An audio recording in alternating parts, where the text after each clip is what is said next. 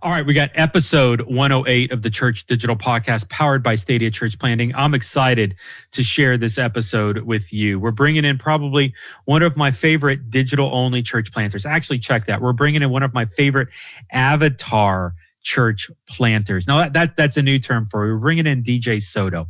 Let me back up and explain this idea of avatar church. So we've got three different models of church. You guys have heard me talk publicly about two. We've got this idea of the established physical church, the church that's at every street corner, the church that's in your community. It's got a physical street address. The 99.99% of people attended these churches pre-COVID. And so this is the physical church. Now, I would probably suggest at this point in 2020 that every church should be Phygital.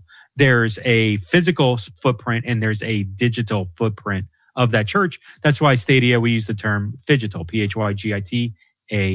And so all these churches are Phygital. But I think there's a second model of church. And the second model of church that I would suggest is these digital-only church plants. Now, we've brought some of these people on the podcast. You've heard from, Angela Craig, Pursued Church Live, who's running an Assemblies of God church on Facebook. We've even just recently, we heard from Jate Earhart, who's running Love Clan, this video game church through Discord, as well as through Twitch. And so these are digital only expressions of church. There's no large gathering in a building. There's no physical footprint.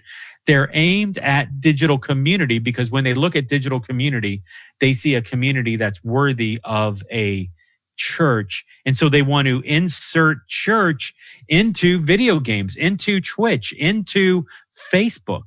And so that's the second model. The third model here is what my friend with DJ Soto is doing by creating an avatar church, because he's doing this in virtual reality. Now, as I've been studying the three models, the physical / Phygital, the digital only, avatar, to be honest, this virtual reality thing is completely different than the two. It's completely different than the digital only plan. It's completely different than what's happening in the physical Phygital model. What it takes to run, what it takes to operate, what it takes to lead. How do we manage this? And so it's this completely different approach to church. Now, listen, coming out of this COVID season, whatever the next normal is, we need to be multimodal. There's going to be all sorts of different churches that are going to be created. There's all sorts of different ideas that are out there. And honestly, there needs to be. In this season, there's so many different ideas. We're all just trying to find our rhythm and trying to subscribe to one specific plan. Well, I think COVID accelerated us away from that idea. And now coming out of this multimodal, I think you're going to see out of this COVID season, you're going to see Phygital churches do their thing. You're going to see digital only church plants start to rise in popularity. And I think you're going to see avatar church. I think you're going to see that blow up in the next couple of years. And DJ Soto is a pioneer in this area. And so in this podcast, we dive in. What's going on in VR church? Where are you growing? Where are you expanding? What does multiplication look like? How are you doing what you're doing? What does Christmas look like at VR church? Some really interesting conversations centered around virtual reality. And then I pull a thread a little bit, and I'm excited about this one. What does the bleeding edge guy consider bleeding edge? So DJ's already on the edge doing this stuff in virtual reality, creating these avatar churches. What's the crazy idea that DJ's thinking?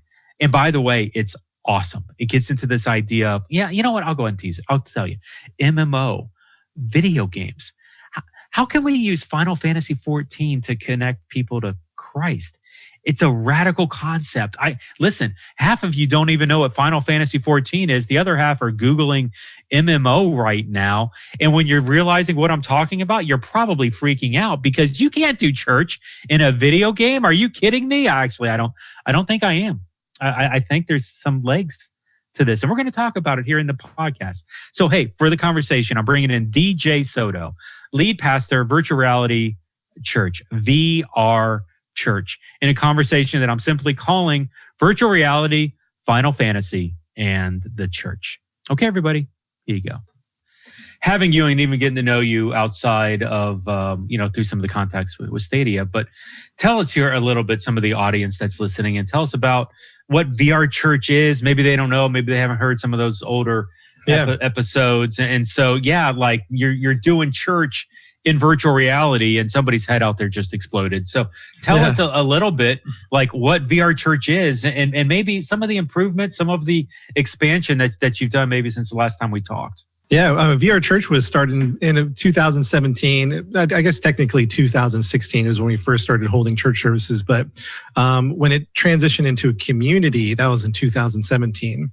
And I was a pastor at a physical church for many years. I felt God called me to do something new.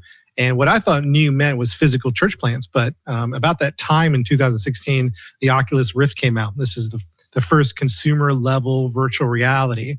And VR has been around for a while I don't know, there's different eras of VR, but not necessarily to the degree where you could walk into Best Buy and go to Amazon and purchase it. That's new. We've never seen that before.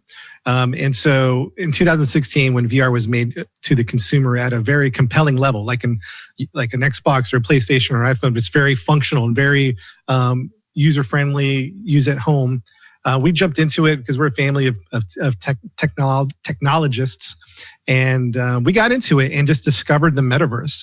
People from all over the world and their avatars in this immersive setting, walking up to them, shaking hands, saying hello, experiencing these events. And that's when VR Church started to form, because I saw this unique opportunity that I thought was extremely compelling to experience the life of a church in virtual reality. So it's in a short, we launched Virtual Reality Church. It exists entirely in the metaverse. We don't have a physical location. And so at the time, that was pretty, ridiculed or disregarded, maybe is a better word, maybe not necessarily ridiculed.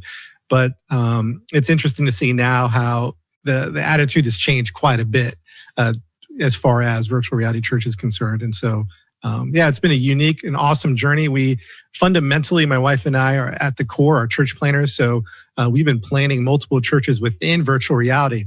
So you can think of them like virtual, or you can think of them like cities. If you see like New York, Paris, Tokyo, in the same way, but different in VR, there's these metaverses, Altspace, VR Chat, Rec Room. Facebook has their own city that's coming out. And so we've planned it in all these different cities. And so fundamentally, VR Church at its core is a church planning movement in virtual reality. And so we've been doing that. If we want to borrow physical church terms, we have 5 campuses, or maybe we call them church plants. So we have 5 church plants. And across the metaverse, different time zones, some for the European, some for UK, all English speaking at this point, but we're working on an international service as well. It's been in the back of our mind. One we've experimented with, and it's just it went really well. It's just a matter of getting it integrated into our systems and our capacity. And that's where we're at. We went through a big reorganization this past fall, big one, and at the core of that was when we started VR Church, we tried to replicate the physical elements of the church, the physical structure, the physical construct. And there's not necessarily anything wrong with that, but we're in a different universe. And so what we felt like God was leading us to do was not replicate, but reimagine. So we went through a big reimagination process this past fall.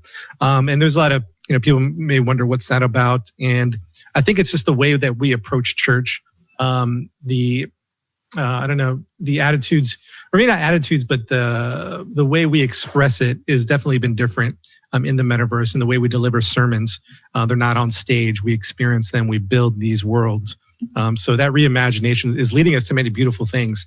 And we're still seeking what that means. I don't think we've answered the question we were asking. What does it mean to reimagine? I think we've begun to answer it, and we're starting to see the fruit of that. So this fall was pretty hectic, but looking forward to how we've set things up now for the future. I think is just really going to be just positive and exponential. Yeah. Well, I tell you what, COVID certainly helped with accelerating and getting more people engaged in virtual reality and more people engaged with a digital church and things like that. And I want to pull a thread here a little bit, because we were, obviously you hinted towards it. It's a reimagining that or recreating it in virtual reality. And I steal that language a lot from you. I give you credit half the time. I want to tell you when I'm talking towards like planting digital churches. Example, like, Jate Earhart, who's a mutual friend, actually was on the podcast just last week with some of the stuff he's doing with Love Clan. So like even what Jate's doing with creating a digital expression of church, there's certainly a level of reimagination getting into some of the stuff that he's doing with Twitch, and using that as a front door to feed into disciple making. And so there's a level of reimagining towards digital churches.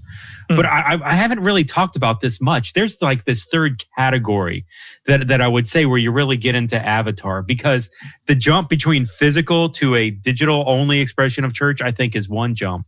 But even how avatars operate, as I've been more, getting connected into that culture and hearing stories and seeing what's happening, avatar is a completely separate thing than the physical or even the digital only. Would you agree with that? Yeah, it's different. And so this is where it's tough to have this conversation. I was talking about this with somebody, is that oftentimes like virtual reality, or let's say digital churches, get pitted against physical. So we're always trying to compare the two.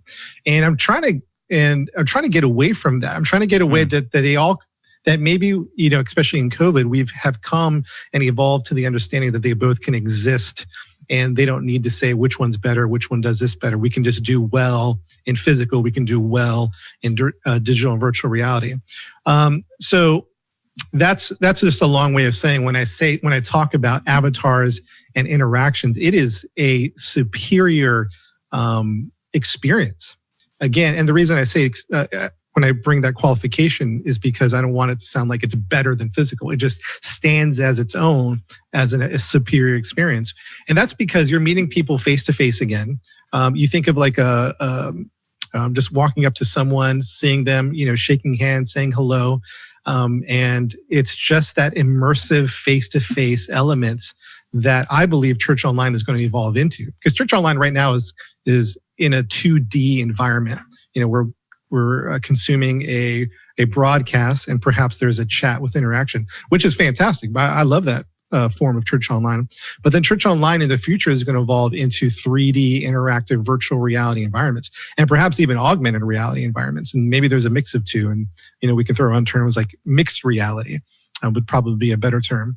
And so I think that people, when they have an experience of VR and they don't know much about the avatars, they think it's weird, because it is. When you see like a 2D image of your church, it doesn't seem that compelling. But when you're there, it's completely different. When you're walking up to people, you see Jim on the other side of the room, you see Sue over there, you want to go talk to her. It brings back that serendipitous interactions that perhaps a 2D broadcast is limited to. And so I think I've talked about that before, like those avatar interactions. But some of the things I haven't talked about is the sophistication that these avatars are being developed. So right now, things have evolved. There's kind of like a version 2 of avatars happening in the metaverse across all of them. But version 1 kind of looked like the Nintendo Wii's characters, not very, just kind of like polygon, and I think when you looked at it, you go, oh, that's not very interesting. Version 2 is becoming more expressive with eyes and facial interactions. And then what I've seen some glimpses of avatars that look like photorealistic, like skin tones, just elements that are just mind blowing. And that's where we're going. So sure, in the early years of VR, the avatars don't seem that interesting, but the evolution and the glimpses that we've seen, you're going to have a photorealistic image of yourself. Like this past Sunday, and this has actually happened this past Sunday, President Barack Obama was at church, not him himself, but an avatar, photorealistic, just looked like him in real person. I mean, as close as you can get at this point in the tech, was at church. And so it's just those elements that make it all that more immersive. And then another level to talk about is people will say, well, what about the tactile experience? Like, you can't hug people, you can't, shake hands. But I just ordered a haptic vest, and that's coming in, hopefully before Christmas. And so that haptic vest I'm going to put on is going to create, like if somebody taps me on the back, I'll be able to, someone's, right next to me. And so the technology is evolving quickly and in a way that's just something that we can't even, kind of measure. And in the future, 2030, can you imagine, VR is just going to be a little pair of glasses. You'll have a light haptic suit on. You'll shake people's hands in VR and you'll feel the feedback in the haptic environment. So yeah, it's pretty wild. Yeah, there's a lot to say about avatars. Yeah. You're just taking me all the way to Ready Player One right there, man. Yeah. I remember a couple of those scenes. That's one of my daughter's favorite movies right there. Okay. Hey, I love this idea of the, the virtual reality. As you said, it's gotten much easier. It comes down to the place. I think the Oculus, I think it's the Quest 2 is now the model that's kind of out this Christmas. That seems to be like, that was it like the $199, the hot Christmas gift to really get into the entry level virtual reality? Yes. I think it's $299. And if people ask what, there's many different headsets being developed. I mean, some like these 8K resolution, wide, field of view. But fundamentally, I think there's two leaders, and that's Oculus and Valve. And so, generally speaking, for most people, I would say Oculus Quest 2 that just came out is the one to get. It is fantastic. It is untethered, which means you don't need a phone or a computer to connect to. You can just use it wirelessly, or you can connect it to your PC if you wanted to for more higher end VR experiences. So it's a multi-purpose unit. It is fantastic. Rave reviews. People that were like one of my elders was real reluctant about it, and then he got it and he was like, I was totally wrong. This thing is amazing. So Oculus Quest 2 for hardcore users, man, because there's people out there that are like, man, I'm a technologist. I want the best. I want the most powerful. And that would be the Valve Index. And so that was a little more pricier, I think at $1,000 for the Valve Index. And you need a really good computer to run it. So you have to do a little system check on that to make sure you can handle VR. But yeah, for the Valve Index, that's another level. And that's like full control of your fingers. Like I'll see people like, moving their fingers in virtual reality. I was like, oh, they have a Valve Index. And so full body motion as well is compatible with the Valve Index. So for me, I use the Oculus. So generally speaking, my avatar just rotate. I have head rotation up and down, 6 degrees of freedom. My hands have 6 degrees of freedom. So there is like a torso, head, arm interactions. But the Valve, and if you get the, I forget what they're called, the some like motion points or something like that, but you connect them to different parts of your body. And when you see those people, you know immediately they're full body because they're just so fluid. Like every part of their leg moves, their knee bends. That's what their avatar does as well. So yeah, I mean, we're talking about like some groundbreaking technology. That's pretty wild. And so like through VR Church, you're planting 5 churches essentially at this point. It's I know through Alt VR, you've got one like in the Americas, I believe Europe, I think Asia Pacific, just like time zones to make it more appropriate for those areas. And you're in Rec Room, which I think gets you into PlayStation VR, if I'm familiar, right? Like, what are the different platforms that you're on? Yeah, so AltSpace VR, that's owned by Microsoft, and they're accessed by most headsets. There's VR Chat, which is like Ready Player One. I mean, Ready Player One is here in VR Chat. But it's still like the Wild West. I usually when people want to come for the first time, I tell them to go to AltSpace because VR Chat is definitely the Wild West of VR. It's an amazing place, but just wild. And then there's Rec Room, and Rec Room is interesting. I think that's the dark horse of this internet or this metaverse race. So you think of like, the browser wars, back in the day, was it Netscape and Google or Chrome and, all these Netscape, awesome. Back in the day. Yeah. And then social media, like, Facebook, Snapchat. And so there is this metaverse race. I don't know if anyone's coined that phrase, but it's just my observation where you have AltSpace by Microsoft. You have VR Chat. You have Rec Room, and then Facebook has their own called Horizon. So people might not even know about Facebook Horizons. That's in beta. That hasn't been released yet. So you have these different social media, for lack of better words, social media virtual reality platforms. Yeah. And so those are the ones that we are across. Rec Room is very interesting because it's the most accessible. Like it's on the Xbox, the PlayStation, the Quest, the VR, and you can do it. It really is an incredible platform. We've been keeping an eye on that for sure. So these are the terms that sound a little bit enigma at first, but in the future, it's going to be like Google or Facebook. It's just going to be terms even though right now you're like AltSpace what? But later on in the future, we'll be using those words quite a bit. That's exciting. And so you're planting a church. I mean, just like you would like a church in New York City, you're planting a church in Rec Room, and there's independent teaching, video teaching, like what, and you mentioned earlier, like the world buildings and stuff like that. So like, tell me a little bit about what an experience would look like in virtual reality. Yeah, so we started out like at the very early on, like 2016, trying video teaching out just because, I was just transitioning. I didn't necessarily have time to prepare sermons. And so we tried video teaching. But it really, you don't go into the metaverse, you don't go into virtual reality to watch a video. You go in there to experience things. So we quickly transitioned into live teaching and then eventually world building, where we're creating these elements of scripture for people to experience. Like imagine walking through the Red Sea, and then we'll recreate that and walk through it as a church. In one sense, it's almost like a tour or a ride, amusement park ride in one sense, where we don't just sit in the building, we're actually out there moving about and experiencing things. And so there's elements that are familiar. Like if you come to VR Church this Sunday, you'll spawn in. And the front door, you'll see the building there. You'll hear music. You'll see people milling about. If you come in, there's a countdown going, and then after that, there's announcements, vision casting, worship music, and then we do a sermon. So there's definitely familiar elements.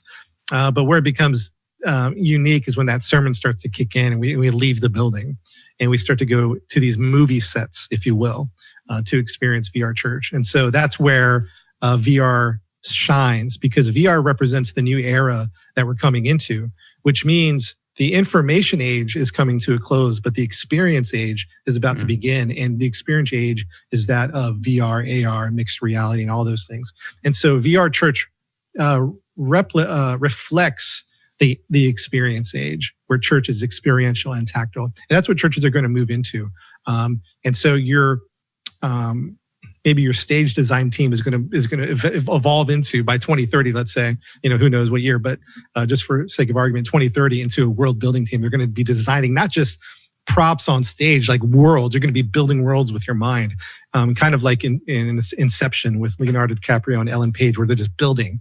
And so in the same way, church is going to evolve into that, and church is going to shift. Hopefully, I know churches we struggle, getting into new technologies, but they're going to shift into that experience age, and the services are going to reflect that. So for you, is the experience, maybe even what you're doing for like Christmas 2020 here, like, are you going overkill on like red balls and green balls and Christmas trees and ornaments? Or are you like recreating the Bethlehem with the star? Like what's the level of imagination are you guys bringing, at least today in 2020, when it comes to these world buildings? Yeah, certainly decorations, but yeah, fundamentally, that's where we're going is recreating Bethlehem. So, I was just working on the design a couple of weeks ago. So I just write down some notes. I read the scripture. I write down some notes. Usually we try to build out a month ahead. And so I think they're building even tonight for Christmas. And it'll take anywhere from, 4 to 8 hours. Just depends. Our world build team works really quickly, and a lot of great tools in these metaverses. So I'll jot down some notes. So I said, all right, Luke 2 looks like, there's a decree. So let's have a building, like a sign that says, census, or, and then I said, okay, Mary and Joseph are on a journey. Let's create that road. Let's a cart, a donkey, all that stuff. Let's get the inn. Let's do it. It says no entry. And so we're creating that tour, that experience, or that ride all the way through to these epic moments where we have the angels in the shepherd's field, singing, glory to God in the highest. And then we have the manger, just walk. We're going to be able to walk in the manger, and hang out with, the animals and the nativity scene. And so all that is experienced. We'll read the scriptures, we'll experience it. A lot of what we do is try to imagine you're there, because here you are. We're walking into Bethlehem right now. And so that's like Altspace, or the Rec Room build team has their own, they're going to do their own thing, and it's going to be very similar. They have a lot of unique tools where they can do some really epic things. VR Chat, the one that's like Ready Player One, we'll be doing some more character oriented, because each of these churches are very different. And the VR Chat one, we are going to find characters like the Mary and the Joseph and the angels with like wings.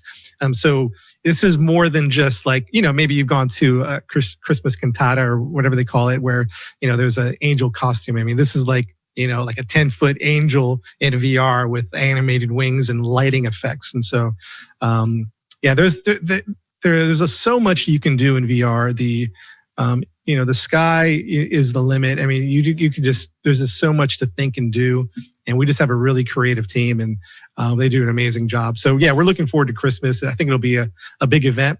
I think for physical churches, their biggest Sunday is Christmas, but ours tends to be, even though we'll do a big Christmas for sure, ours tends to be the week after. Or the couple weeks after, because everyone unboxes their VR and gets it charged up, discovers VR Church. And then, so we've noticed the past couple of years that, Christmas is good and good attendance. And then the next couple of weeks are just like, boom, there's like a ton of people there. So that'll be fun again to see, especially with the Oculus Quest 2 out. Yeah, everybody's breaking out their new toys. That's awesome. Yeah. How do they find you? How do they...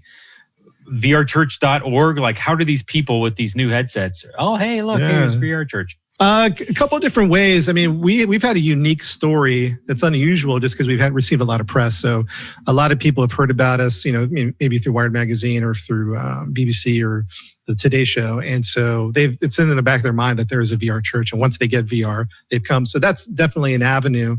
We've had a couple of collaborations with some YouTubers about VR Church that have reached like 1.5 million views or over 1 million views. And so a lot of people discover us that way. And once they get VR, and then real quick asterisk, all these platforms have a 2D mode. So I think people think, they can't come to VR Church unless they get VR. But no, you can come in as a download client. On Steam. If you have Steam, you just download Altspace, VR Chat, Rec Room, and you can come to VR Church. You'll be in 2D mode. It's a different experience, but still very interactive, still very interesting. And so, yeah, they'll discover us, through YouTube, through some news articles.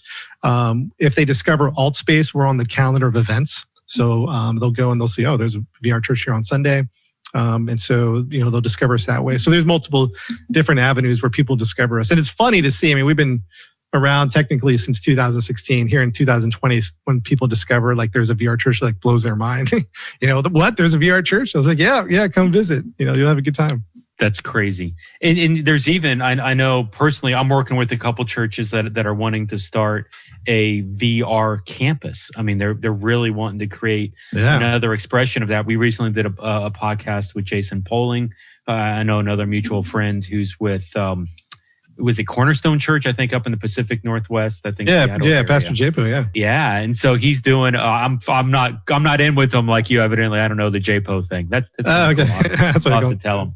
But yeah, and so like they're doing virtual reality, live services in physical buildings, but then also creating a completely separate virtual reality experience. And so like even JPO evidently has been telling me, hey, he's like, yeah, he'll preach the service live in the building Sunday morning, and then he'll preach live in virtual reality Sunday night, and just creating that completely separate experience for that. Let me throw a curveball at you. I just want to see, what are the challenges? Because I know you've got a background of physical. You were a lead pastor, as I recall, right? And I know you've done a lot of campus video pastor. work. Yeah. You were a campus pastor. That's right. So you're a campus pastor. Obviously, you understand, the mega church, multi-site model, the physical church environment.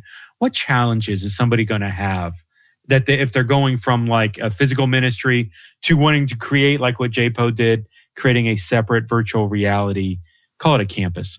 Yeah. What challenges or issues they're going to face? What do they need to think about heading into that?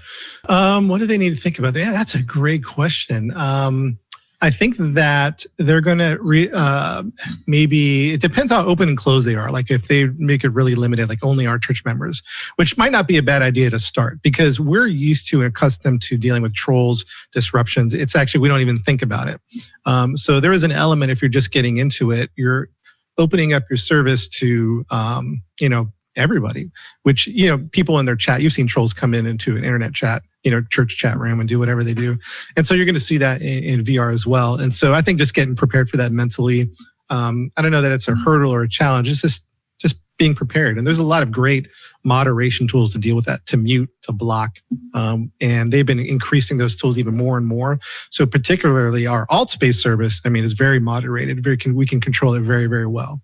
VR Chat still has some work to do. If anybody from VR Chat's watching, I love your platform, but it is, man, you got some broken tools there. Rec Room's great too as well. So, and everyone in VR Chat knows that. It's kind of like everyone knows this is glitchy. And and have some issues. But I think that's one of the main things I think, and it just is the next step for Church Online in my brain. If you have a Church Online experience right now, a virtual reality campus is a no-brainer, and that's something that could be started immediately. I mean, I'm sure maybe you want to build a team around it, or cast some vision, but it doesn't need to be 5 years from now. You can get a small VR team going. Headsets are only $299, and it just makes complete sense to take your experience from a 2D chat interface into a face-to-face interaction. And so I'm actually kind of surprised that we haven't seen more of that. Jate is the leader in the hybrid model, and they do a phenomenal job. But I would love to see some other churches get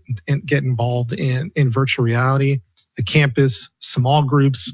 I mean, you name it, something. I think it's inevitable. I think the technology is inevitable, and hopefully they do. Hopefully, I know. And I'm not talking about everybody, but just generically speaking, the church goes kicking and screaming into new technology. The website, internet's evil. Let's not do a website. Oh, social media's evil. Let's not do. And we just keep going down this line. And unfortunately, that attitude has really left us. And again, I'm speaking generally, unprepared for COVID. There's this scrambling and this desperation that's happening that didn't need to happen at all. And so in the same way, I think as we look into the future of next generation technologies, okay, sure, it might be years out, but start experimenting with it. Start getting some headsets, get a little crew going. I mean, you don't have to announce or launch anything. You can just start experimenting. And I think that's key. So that when the time comes, you're not starting the conversation. You've already had it, you've already experienced it, and you're ready to start, integrating it. And so I think it's really important. Yeah, I mean that we'll put a link to the JPO episode in the show notes. Phenomenal conversation. I joke with him. He couldn't spell VR, and 7 months later he had a VR campus. Yeah. And it was 7 months. Hey, this is interesting. Let me dig into it. And some volunteers were interested. And I think he said he spent $5,000, $8,000. It was under 10. Yeah. But to create this opportunity to connect with people, phenomenal story. And it's like he's a 300 person small church. Like it's not like it's a multi-giga. This is just a guy who's like, hey, amazing. This is a passion. Go for it. He almost had an easier time, I think, than some of the larger churches. Let me bring up a quick point, if you don't mind. And that speaks to technological leadership. That's what we're looking into these next gen, and man, maybe not even next gen, maybe just current social media live streaming. Maybe just start there. We need to be looking for the technological leaders in our church, and that doesn't necessarily mean IT. Just because someone can do, set up a server amazing and run a network, doesn't mean they have technological vision. They might. But I've interacted with a lot of great IT guys that don't have that vision for next generation technologies. They're great at implementation. And so the reason I say that is that I don't know that you would, take a quick glance and see, don't just say, all right, give it to the IT. You know what I mean? That may or may not be a thing, but look for technological leadership. I think that's a distinction. And again, it could be the same, but, and so look for that leadership in it and empower them. And so we have people come to our church that, they've gone to their pastor and, the pastor says, how can you help us out here at our church? And they're like, well, I can do 3D modeling and I can do this and I can do that. And the pastor's like, oh, we don't got any of that. Right. And so you have the people in the church with the vision and the technology, and you just need the leadership for it. And so what surprises people is that I'm not really very technical to the degree of, I don't know Unity or Blender or all these, or Maya. I don't know all these things. I wouldn't know how to build a world. I have other people do that for me, but what I do shine in is in technological leadership, passion for the tech, the capacity to lead people forward. And so I think that's powerful. So it's in the churches, so when you think of current technology and next generation technology, it's there, man. You just got to find it and encourage it, empower it. So if a church was one, I was totally not even thinking we were going to have this conversation, but it's fun. Let's just keep following the rabbit trail. Okay. If a church is wanting to start a campus, I mean, obviously the world building, the technology, get the headset, understand the culture of the people. There's challenges, there's things we're going to have to overcome, because once again, it's not recreating what's done physically, digitally. It's reimagining the ecclesiology and doing it within virtual reality. So, what are some steps? What are some challenges? What are some of the differences between the physical and the more practical. Yeah, technological, definitely differences, but more practical. How's that pastor going to preach in virtual reality? What are those small groups look like? How do you create community with virtual reality where you can't hug people and they can't afford the haptic suit? Let's make some practical insight here. Yeah, I mean, that's some good questions. My brain's running through a couple of different things. And so one of the things I think, and this is not necessarily a bad thing, but when you think about virtual reality, you're looking for individuals that are going to dive into the tech. So I know some physical church pastors that are amazing pastors, kill it, do an amazing job. They would be horrible digital virtual reality pastors. They couldn't manage like the tech or whatever. And so what I think, the reason I say that, and maybe I'm getting off on your question here, is just a kind of a thought I wanted to go on, is that there are people that could be amazing digital virtual reality pastors that might not be good physical pastors. So it's just kind of viewing things through a different lens to see who those people are. So to not just look at them and go, oh, they wouldn't be able to lead a church of 1,000. Well, no, but they could lead 1,000 digitally, hands down, easy. And so I think that's an important part, just to mention as well. But I think I got off track on your question. What was the core of what you're asking again? Just what are some, by the way, I love that. Let me back up to your offshoot. Yeah. I have thought, it's one of the things with Stadium where we're evaluating digital only church planting, like planters that want to plant digitally, a lot of that assessment. I think in the experiments so far have showed that the assessing of a physical campus pastor is completely different than assessing a digital campus pastor or a digital pastor, physical pastor, digital pastor, lead pastor role, because the comfortability, the communication styles, you're not standing in front of a stage speaking in front of thousands, you're building relationships with individuals, and it's more stronger on the disciple making piece. And I would imagine that's even amplified even more so, that you need to be more relational in virtual reality because you're overcoming that coldness of the technology. You really can't be distant in virtual reality. You have to lean into those relationships and into those people. Virtual reality and digital church planning, as opposed to, maybe if you're preaching and you're lead pastor of 1,000-person church, you can probably have some more anonymity there. It's interesting. I want to ask you this. I forget the other question. There was I had this conversation with Jate literally the podcast episode from last week. And he made this statement. He says, when I'm on Twitch and I'm broadcasting, I admit that sometimes the number of the people get so big, I cannot communicate with them effectively. And I feel bad that I'm ignoring them because I've got so many people following me. I can't give them adequate attention. And this is why he wants to, and he's in the process of training others to broadcast. Jate's mind, it's not, I want 1 million people watching my broadcast, and I may be overstating here, but he wants 100,000 people broadcasting to 10. And so it's more of a smallness really and intimacy versus having the big giant broadcast following. Right. I'm just curious, and I don't even know where this is going to go, but what does that look like in VR, in virtual reality? You've got 5 churches already. Yeah. Was there intentionality of, man, we really want to keep the church this size and we just want to multiply out that size? Or is it more scalable? What's your track record on that? What are you thinking? Here's what I love. And it's not necessarily by our design. I think it's a platform designing us, meaning each platform is different and it has different constraints. So our alt space church tends to be our mega church model. It's just a large event, screens, it's just kind of the lights and the smoke almost element to it. Rec Room has limits on their room number. So in alt space, we can technically have unlimited people in our service, 100, 1,000, whatever. Rec Room has limits to like 30. VR Chat has network limits. I think you can have it up to 40, but network limits up to 20. And then now you have Facebook Horizons where 8 are in a room. So we have these different limits of how many people can be in a room. And so that's been dictating us in a beautiful way, in a good way, where we have different models of church in the metaverse, mega church all the way to the house church model. And that's when we go into Facebook Horizons, it's going to be like a house church model, small gatherings, house to house type of thing. And so I think that for us, it's both. We're able to focus on a handful, and we're also able to have those large scale events. So I think we're blessed to kind of be in both worlds. You know what I mean? We don't have to be just a house church, and we don't have to be just mega church. We can actually be all of it. And awesome. It's pretty awesome. Yeah. And I love it. I love that. I love that we're experiencing church that way. When did I don't think you said, when does Facebook Horizons come? Is there a street date on that?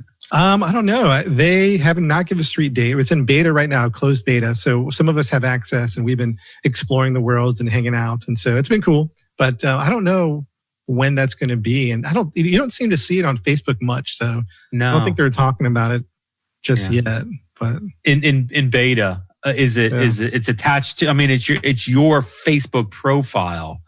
It's your account, like it's like the mobile app and Horizons are all linked together, and it's a social media. Like, that is intriguing to me. And I would, this is kind of going off, and these aren't necessarily prepared thoughts, but just a thought is, I think it's going to do wonders for Facebook in the positive way. I think Facebook has a lot of negativity directed towards it, and maybe fair enough for good reasons or whatever. But, there's, comments can tend to be negative, misinformation. There's all these things swirling around the Facebook, anger. But what Horizons does is it puts you back face to face to talking with individuals, to hanging out with a group of people.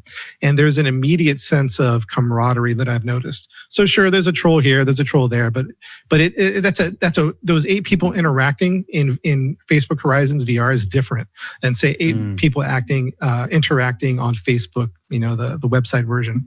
And so I think when we think of social media, I feel like when people talk about it, they talk about like the ruin of us. But VR, Facebook Horizons, I think is where we're going to see the turn go upward, because now we're face to face having those interactions.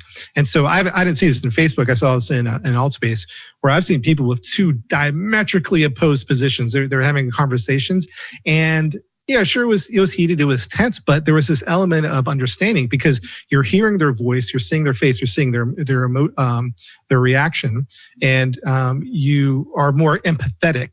Now, take that same conversation and put it on the website, and that's going to go downhill quickly. So I think I don't want to say VR is the savior, right? But I think it's going to shift social media into a positive experience. Awesome. I cannot wait. I will definitely be. I guess I wasn't blessed. I'm not cool enough to get into the beta. Actually, I'm not that much of a VR guy. Personally, I've got the set and I do explore it, but I cannot wait to dive into that, to try to see how Facebook ties into social media networking and puts all this together. I think that's going to be, it's a revolutionary concept. Can't wait for the mixed reality. That's a whole other conversation. I don't want to follow that rabbit trail today. We will one day. Today's not that day. But I do want to, because I want to have another conversation where it's funny. You're the bleeding edge guy. Like you've been bleeding edge. You launched this thing in 2016, 17. And so like you've been doing virtual reality for a while, but the 99.9% of church followers, whatever, they may know you, they may not know you, they may not understand virtual reality. The majority of people, you're light years ahead of everywhere else. You're on that bleeding edge.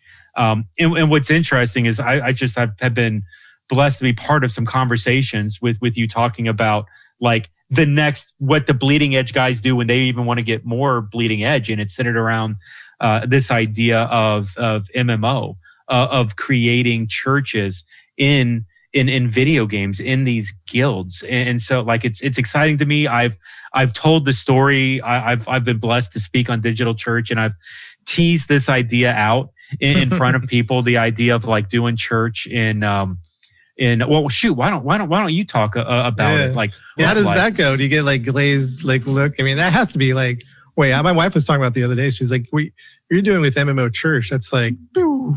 You know what I mean? Yeah.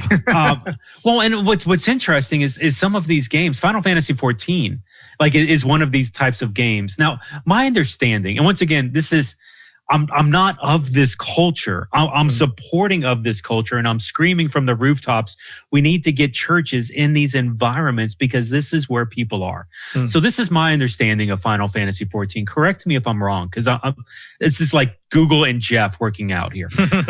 Final Fantasy XIV, there's 22 million people that are still actively playing this game, Final Fantasy XIV. Now, my understanding is that Final Fantasy XIV is 10 years old. It might be like 7. I thought it was 2013, or maybe, I don't know. I'll have to look that anyway, up. Either way, 22 million people are playing a 7-year-old video game. Yeah. And it's not because they really want to beat up on the big bad. It's because that's where community is. That's where their guilds are. That's where their friends are. That's where they're doing the farming, the fishing, the whatever. That's where they found community. And so for me, community is the key word there. Community. Yes. It's definitely the key word. And it's, for me, it's intriguing because it's like, that's where people are finding community. So how can we encourage people? How can we send people? How can we disciple people to go into Final Fantasy XIV to be the church? Maybe not start the church. Maybe church looks different. Maybe we're going back to a biblical ecclesiology, more of what church is, as opposed to the U.S. American model of 2020, 2019, pre-COVID. And we're doing something different. We're reimagining what's happening in Final Fantasy XIV and what a church could look like in that. Now, this is, of course, there's so many other games that are MMO. I'm not even sure I know what MMO means. I'll be honest, but there's so many within that genre that it's like, I could see a whole generation of Christians coming about out of video games. Like it's an unbelievable untapped resource. And I'll answer your question now. When I have this conversation, 50% of the people love every word that comes out of my mouth. And 50% of the people are ready to call me a heretic and light the stake. And so like, it's a very mixed bag. I know when I get to that part of the conversation, there's going to be lots of thumbs up emojis and lots of angry face emojis, because that's just, that's just where we are, unfortunately, because it's so bleeding edge and it's so unproven and it challenges so many things within our church today that it's like, there's going to have to be experimental groups that are going to have to celebrate stories, that are going to have to show life change to validate that this is an effective method for others to get excited about and to jump into. So, I mean, listen, I just spewed a lot. Like, does that line up with you? Like when you guys think about how to do church and MMO and how to, reach, I mean, somebody told me the other day that video gamers is one of the largest unreached people groups in America. I never actually thought of it that way, but yeah, I mean, let's have that conversation. What are you guys thinking about this? I was actually just about to say that. So I was going to start it. As far as unreached people groups, we think of unreached people groups right now in our ecclesiology as geographic locations, and there's nothing wrong with that, by the way. I'm just making an observation. China, Africa. We need to send, people to Estonia, so that's a thing and that's important. But what we're seeing, what's evolving, and this metaverse has quietly been growing over the past 20 years, is now that the greatest unreached people groups are now going to be in digital, virtual reality, cities, metaverses.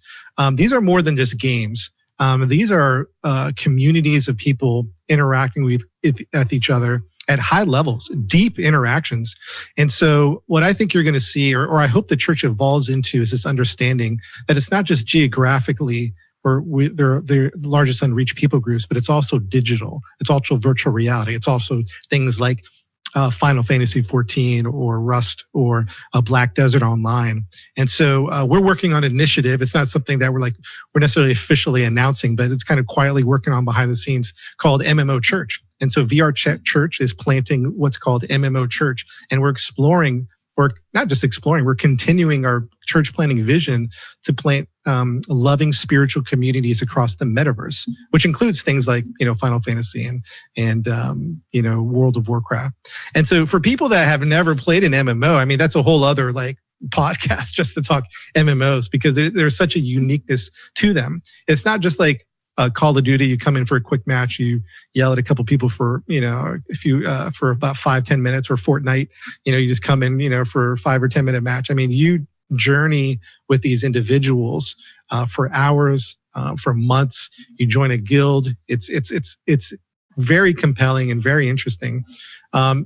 Deep relationships have been formed. It is not unusual to hear of marriages coming from MMOs. People that have played together, met in real life, and got married. That is not unusual. And you wouldn't see that in like a Fortnite or maybe a Call of Duty, but you see these deep connections being made in these different MMOs. So we have some theories, we have some vision, and that's why VR Church is thinking MMO Church. And we don't have a ton to say about it, but we are moving forward with that vision. And as a matter of fact, I've been talking to the church, VR Church, today, and I've been talking about them for months, but it's been more official in the past day or so about how we're going to move forward with MMO Church. I'm inviting them to come along in this journey. So that's kind of where we're at. If you think of software development as like alpha, where it's not ready for the public at all, or in beta, it's getting there, then gold. I would say MMO Church is kind of an alpha right now. We're experimenting and exploring. We're inviting people to come along in the journey to explore and experiment with us. And then, I think we're going to be on this journey for months and maybe even years and see how it evolves. We're going to let the platform shape us. And we're just going to be looking forward for opportunities. And the little that we've done, and it's like under 10 hours, has been interesting so far. The couple of relationships that we've already made, the vision that we're going to have. It's really interesting. I didn't think starting right off the bat, maybe even less than 10 hours, maybe like 5 hours, that we would see some connections already. We've already seen that. That surprised me within my first day of kind of experimenting with MMO Church. And so, we're working on a launch team and we're doing some other elements. And so, it's going to be fun. We're really looking forward to it. And I told the church, I was like, I don't have answers for you. You probably have a ton of questions. I was like, I don't got answers. We'll get those over the months and years. But we think it's going to be something powerful and beautiful, and we're really looking forward to it. Yeah, it'll be interesting, just even on the outside. Once again, being one of the bleeding edge guys, is that a full ecclesiology or a minimal ecclesiology of a church, or is it a mission field that we're going in and sending missionaries and trying to feed into something else? And it really, I guess it maybe would depend upon even the video game and the platform and what's capable and I think there may be contextualization based on the game environment itself and how it operates. And there's real, like, it's funny, like even before the podcast, I told DJ, I was like, man, I just want to be the fly on the wall right now and just watch how this develops and even how we're empowering people and how we're equipping people and sending them out, how we're training people, what type of person is effective in these video games in these MMO games to connect with people, what those relationships look like, and how Final Fantasy XIV can bring glory to God. Like that, to me, it's one of the exciting things for me to come out of this COVID season. I don't know that we would have gotten there. I think we would have got there eventually, but right. I don't think like this conversation would have had near the relevance if we were giving it. That's correct. If not for COVID just accelerated that timeline so fast. The old school pressing fast forward on the old school VCR, like it just got us there quickly, where now we can, really have some fun here talking about how we can do church in some really unique spaces. So, by the way, I just fact checked myself. Google Final Fantasy start date September 30th, 2010. 2010. So gotcha. 2010, gotcha. Man. So I think it went through I think it went down for a bit because it came out rough. And then I think it came back. But that sounds right, 2010. Yeah. The release, May 2013 was the second release date. I'm seeing that here. Thank you, Wikipedia. Hopefully it's accurate on there. Man, well, I just want to say, if you haven't watched this on YouTube, I'm literally seeing DJ in front of a virtual backdrop with Stanley from The Office working in the background. Exactly. It's like one of the scenes out of The Office. So it's been nice. Stanley's been like working really hard. Yeah, he's been working in video, kind of looking up every once in a while, doing the sales job, man. Yeah. So good, man. Hey, well, thanks for jumping on the podcast here. This has been a great conversation, covered a lot of territory, man. I'm always excited whenever I get to hang out with you and learn more about what you're discovering on that that bleeding edge, diving into this idea of virtual reality. It's funny. It's not bleeding. Maybe it's not bleeding edge for the rest of the world, but it's bleeding edge for the church and what this looks like. And so thanks for challenging, for being out there, for while half the room thinks you're crazy, still doing what you're doing. And we've had plenty of those conversations as well. So hey, as we're landing the plane, man, any closing thoughts on your side? No, I don't. I have one of my elders telling me to get into Final Fantasy right now. He's waiting for me, so I'm gonna go do some church stuff over there in that world. So yeah. That's about it. Hey, how many other churches out there have an elder saying, "Hey, go play Final Fantasy"? Yeah, I'm waiting. Let's get church started. On the clock, crack the whip. Let's go play games online. That's awesome. Yeah. Hey, for DJ, this is Jeff at the Church Digital and Stadia Church Planning. Thanks for jumping on the pod again, and we'll see you here at the next show. Y'all have a good. Thank you so much.